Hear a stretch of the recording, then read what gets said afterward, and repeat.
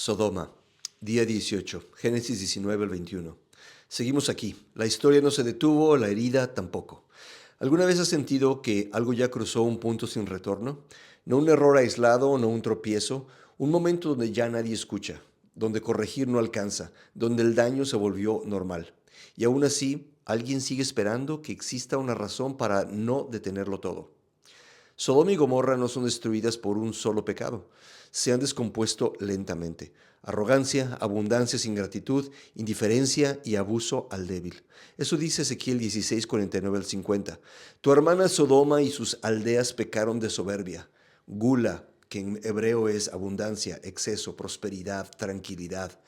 Apatía e indiferencia hacia el pobre y el indigente, los oprimidos, los abusados. Se creían superiores a otros y en mi presencia se entregaron a las abominaciones. Por eso, tal como lo has visto, las he destruido. Y hay otra ruptura evidente, la distorsión del deseo sexual. La misma palabra hebrea que aparece en Levítico 18:22. No profanarás el nombre de tu Dios entregando a tus hijos para que sean quemados como sacrificio a Moloc. Yo soy el Señor.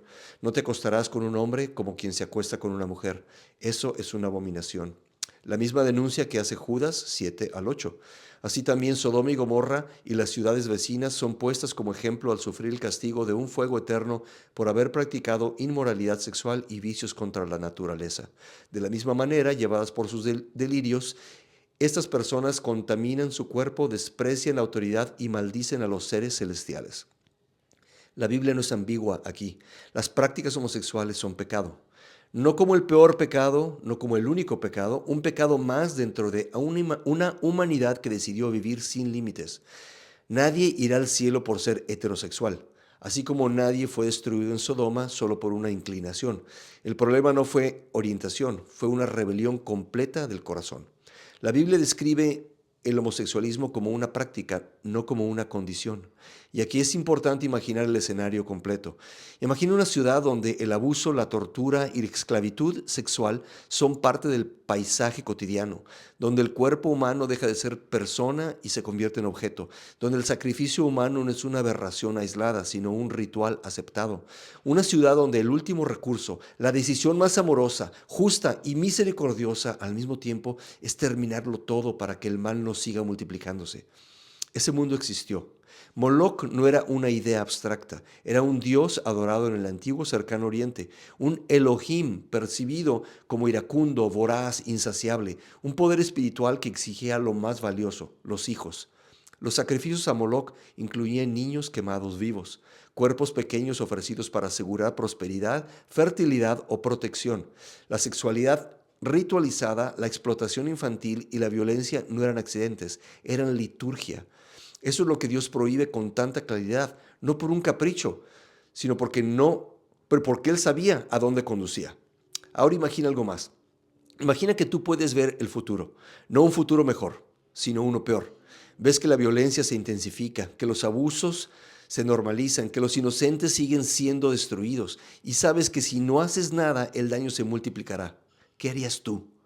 Y aquí aparece algo incómodo.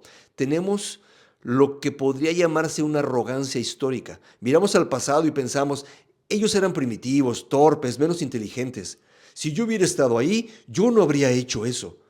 Pero la Biblia no nos permite esa distancia moral, porque no somos distintos, somos los mismos bajo circunstancias diferentes, con más tecnología, con más lenguaje, con más justificaciones, pero con el mismo corazón. Y aquí el texto empieza a incomodarnos más, porque nuestra sociedad no está tan lejos de Sodoma como creemos.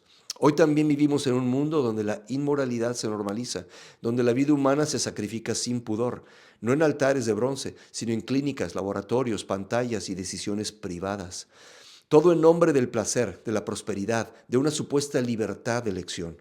Se sacrifica la vida para no perder comodidad, se descarta al débil para proteger al fuerte, se redefine el bien para no tener que arrepentirse. Moloch ya no exige fuego visible, exige silencio, exige que no mires, exige que le llames progreso. Y el patrón es el mismo. Cuando la sociedad decide que el deseo es ley y que la vida es negociable, el colapso no es castigo divino, es consecuencia humana. Dios desciende no para arrasar primero, sino para buscar. Los ángeles primero le preguntan a Lot, ¿Tienes otros familiares aquí? Saca de esta ciudad a tus yernos, hijos, hijas y a todos los que te pertenezcan, porque vamos a destruirla. El clamor contra esta gente ha llegado hasta el Señor y ya resulta insoportable. Por eso nos ha enviado a destruirla. Dios no dice que se pierdan todos, dice, saca a todos los que puedas. Y cuando Abraham negocia con Dios, no lo hace con un tirano, habla con un Dios dispuesto a extender su misericordia hasta el límite. ¿Y si hay 50? ¿Y si hay 40? ¿Y si hay 30? ¿Y si hay 20? ¿Y si hay 10? Y Dios dice que sí, que esperará, que no destruirá la ciudad si tan solo hay 10 personas justas, 10 que todavía escuchen, 10 que todavía frenen el colapso.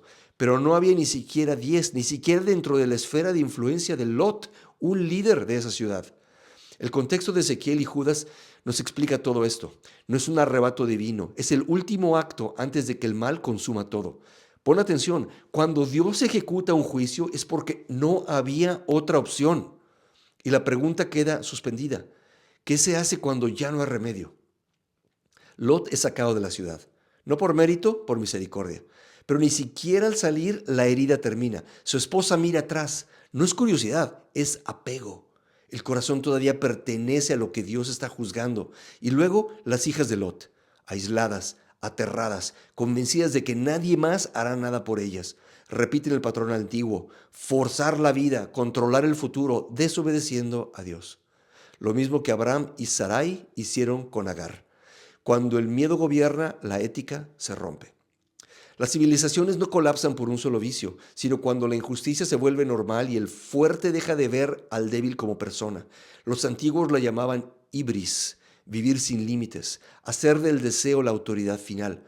Pero la historia y los estudios modernos coinciden en lo mismo. Cuando la conducta dañina se normaliza, la violencia aumenta, la familia se fragmenta y la confianza desaparece. No es castigo mágico, es consecuencia acumulada. Una ciudad donde todos hacen lo que quieren y nadie se hace responsable, no es libre, está abandonada. Dios no destruye con prisa, Dios espera, pregunta, busca, pero cuando ya no queda nadie dispuesto a escuchar, la misericordia también juzga, no porque Dios sea cruel, sino porque permitir que el mal continúe también es violencia. Génesis 20, la historia avanza y Abraham vuelve a fallar. El mismo miedo, la misma mentira, di que eres mi hermana. El texto no lo excusa, lo expone, y aún así Dios interviene otra vez. Aquí Abraham es llamado profeta por primera vez. El hombre que lucha con la verdad es usado para comunicar la verdad. Eso no minimiza su pecado, magnifica la gracia. Génesis 21, y finalmente la promesa. Abraham tiene 100 años, Sara tiene 90. Isaac nace cuando ya no hay fuerza para presumir fe. Ismael tiene unos 14 años. No es borrado, no es desechado. Dios permite la separación, pero promete bendecir a ambos, tierra para ambos, futuro para ambos. Incluso Abimelec, el que falló, Dios no dice castígalo, Dios dice ora por él. Y entonces recordamos Juan 17, Jesús orando no por los justos, sino por quienes le fallamos. Aplicación. Tal vez hoy no estás en Sodoma, pero sí frente a algo que se está normalizando y te inquieta. Tal vez no luches con un solo pecado, sino con muchos. Este texto no clasifica culpas, no crea jerarquías morales, expone el corazón humano y muestra que todos necesitamos gracia. Oremos. Dios, no siempre entendemos tus juicios ni tus silencios. Ayúdanos a no amar lo que tú estás dejando atrás y a confiar cuando la promesa tarda. Amén. ¿Dónde sientes hoy que Dios está buscando, aunque todo parezca perdido? Te leo en los comentarios. Seguimos aquí. Recuerda que la respuesta a qué pasa después de morir empieza aquí, leyendo la Biblia y conociendo a Dios.